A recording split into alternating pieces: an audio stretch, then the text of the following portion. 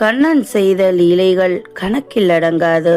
வெண்ணெய் உண்டது, தயிரை திருடியது, பூதனையை கொன்றது, கன்று மேய்த்தது, காளிங்க நர்த்தனம் செய்தது, உரலில் கட்டுண்டது, மரங்களை முறித்தது, பிருந்தாவனத்தில் கோபியரோடு ஆடியது, கம்சனை வதம் செய்தது என்று எத்தனையோ லீலைகளை விளையாட்டாக செய்து முடித்தார் கிருஷ்ணர்.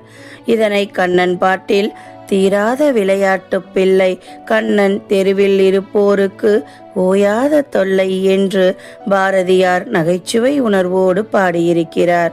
ஆழ்வார்கள், பாகவதர்கள் கண்ணனின் லீலைகளில் மனமீடுபட்டு அனுபவித்து பாடியுள்ளனர். வேதமும் இறைவனை ரகோவைசா என்று வர்ணிக்கின்றது. அதாவது பகவானை விட சிறந்த ரசனை உள்ளவன் வேறில்லை என்பதே இதன் பொருள். ஒரு துளசியோ ஒரு மலரோ அல்லது இவை இரண்டும் கிடைக்காவிட்டால் ஒரு பழமோ சமர்ப்பித்தால் போதுமானது. அதுவும் இல்லை எனில் உள்ளன்போடு ஓர் உத்திரணி நீரை சமர்ப்பித்தால் கூட அதை ஏற்றுக்கொள்வேன் என்கிறார் பகவான் ஸ்ரீகிருஷ்ணர்.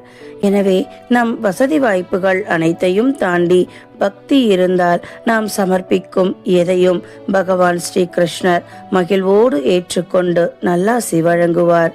பொதுவாக அஷ்டமி திதியன்று எந்த புதிய செயல்கள் அல்லது நல்ல விஷயங்களை தவிர்க்க வேண்டும் என்று கூறுவார்கள். ஆனால் ஆவணி மாத தேய்பிறை அஷ்டமி மிகவும் விசேஷமானது.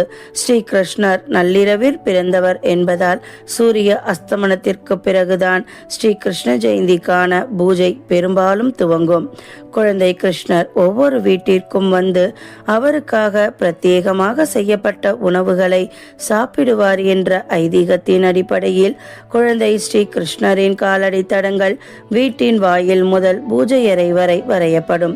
ஸ்ரீ கிருஷ்ணருக்கு மிகவும் விருப்பமான வெண்ணெய், அப்பம், பொரி, அவல், வெல்லம், சீடை, கொழுக்கட்டை உள்ளிட்டவை சமைக்கப்பட்டு அவருக்கு பிரசாதமாக வைத்து பூஜை செய்யப்படும். ஒரு சில வீட்டில் தொட்டிலில் குழந்தை ஸ்ரீ கிருஷ்ணர் பொம்மையை வணங்கி வழிபடுவதும் உண்டு. சூரியன் மறைந்த பிறகு மாலை 6 மணிக்கு மேல் எப்பொழுது வேண்டுமானாலும் நெய்வேத்தியம் படைத்து தீபாராதனை காட்டி ஸ்ரீ கிருஷ்ண பகவானை வழிபடலாம்.